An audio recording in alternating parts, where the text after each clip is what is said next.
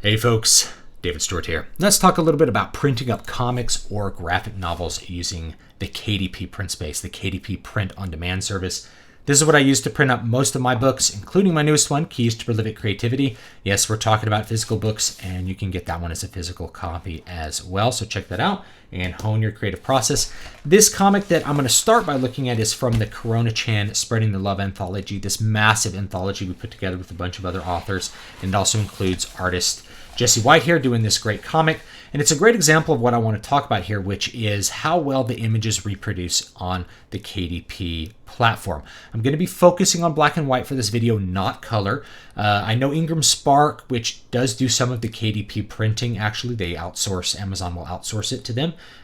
They do pretty good color, and it's acceptable according to a couple of other people I know in the business, but we're going to focus on the black and white space. For those of you that are looking to do a fun black and white comic maybe, or just print black and white versions of a webcomic or something like that. By the way, I do see, say, webcomic artists tend to put out these print-on-demand physicals through KDP and other services much more than like the comic book guys who are trying to do, they're printing it and shipping it.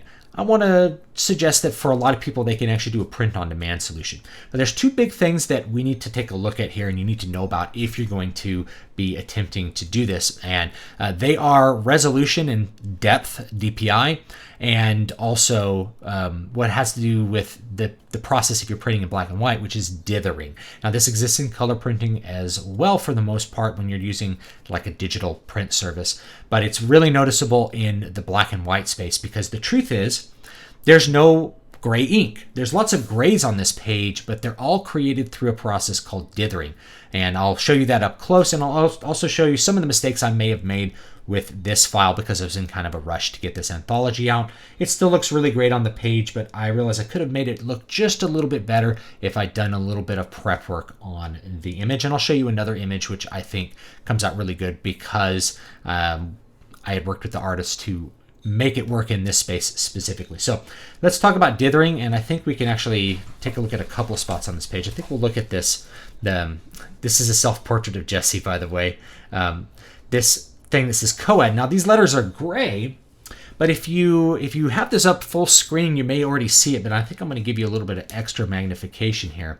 You can see that the gray is actually created by a bunch of little black dots alternating on the white page. So you create the perception of gray through dithering, which means you alternate spaces of black and white, and it gets perceived of as gray. Isn't that wild? So this is the way that gray is produced. There's only one color, which is black, and you're producing the gray using these dithering processes. So you need to know that that's how your grays are going to come out. Now, on the page, if you're just looking at it with your naked eye, you're probably not going to notice it. But because this image, even though it's black ink, because it's from a physical page, Jesse drew this physically on a page with actual ink, all of the black tends to be in the gray space. And one of the things you have to watch out for with this, and I could have fixed this a little bit, it's not a problem. Like, it still looks great on the page. But as we look real close, let's look at Jesse's hair here. As we look real close on Jesse's hair, you can see that there's only so much dithering that the printer can accomplish in the black and white space. And so it just makes the brushstrokes a little bit less definite than they actually were when Jesse was creating it. It makes them look less precise. You can see that it's a field of dots rather than a nice clean brushstroke. Remember, when you're painting, even with really good black ink, it's actually going to be a shade of gray, which means your digital files, you probably need to do just a little bit of work to make sure that there's a threshold on the gray. And so most things that are really dark gray are just go to black instead of being really dark gray. So we can see the skull up here, or this raven. The raven you can see is just full black in places, and then there's some little bits of dithering around the edges. And this is also a 220 DPI image. You need to use a 300 DPI image. I forgot to change the settings on Microsoft Word when I was actually setting up this page. I didn't do it in InDesign because Word is much faster for this. But if we go and we look at the black is very, very sharp. and it's very, very clear that there's no dithering in the black. So when you look at the black spaces, boy, they are sharp. And then we can look at some of the gray spaces and we can see some of the artifacts from the printing process and the fact that I didn't have this image quite as high quality as it probably needed to be to look its best. Now, for the naked eye, this stuff all looks pretty good. You're not really going to notice it unless you're doing this, but I really like to look at the details and care about the quality. It's definitely good enough to print, but if you are going to want it to look really spectacular with your black and white ink artwork, you're going to want to make sure that you're prepping the files properly and that they are not using a lot of JPEG compression when you make a PDF, print-ready PDF, to print this out. So all these things are printed from a print-ready PDF. You want to make sure you have the compression pretty low.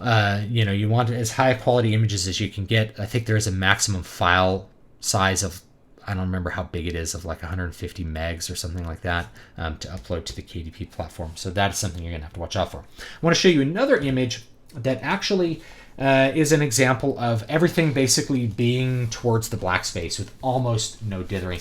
This is from my Fantasy Christmas Spectacular, this giant book I put out around Christmas time.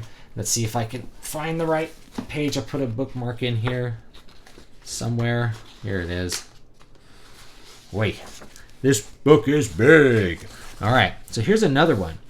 Now, just to see how high you can actually get the detail here. So here's this picture of this little duel between Michael and this dark elf. Let's take a look at his face. So as we get in really close here, we could see that, the artist, Brad Lynn is the name of the artist here, by the way.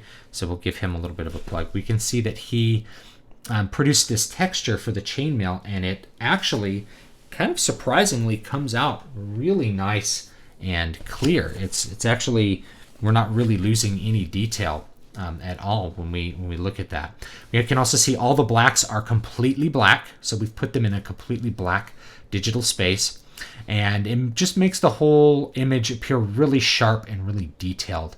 And even with that chainmail, you can see with a 300 dpi image, it comes out pretty sharp. It comes out looking pretty good. You can actually see that there's definite details to that image. So let me see if I can get this from just a little bit different angle here so you can see it really nice and clear, very, very close up. Okay, so you can see there's still detail in all of that chainmail. So you can get a very highly detailed image, but you want to make sure that you're not using a ton of grays. The thing is, when you use grays, it's going to try to dither those grays, and there's only so much they can do. So on a tiny little detailed area like that chainmail right there, that tiny little detailed area, if it's all black, then the detail will be easier to show up. But if it's got a lot of gray, it's going to be like a blurry, it's going to be kind of a blurry mess. So that's something that you're going to have to watch out for if you're going to do this. But I think more people ought to consider putting their comics out in this format. It's really cheap. You can do a 200-page book for printing cost of about $6 minimum price, which means above that you start to get even more royalties, which means a $20 graphic novel that you do print on demand that would be equivalent to a $20 graphic novel that someone like Marvel would put out, about 200 to 300 pages.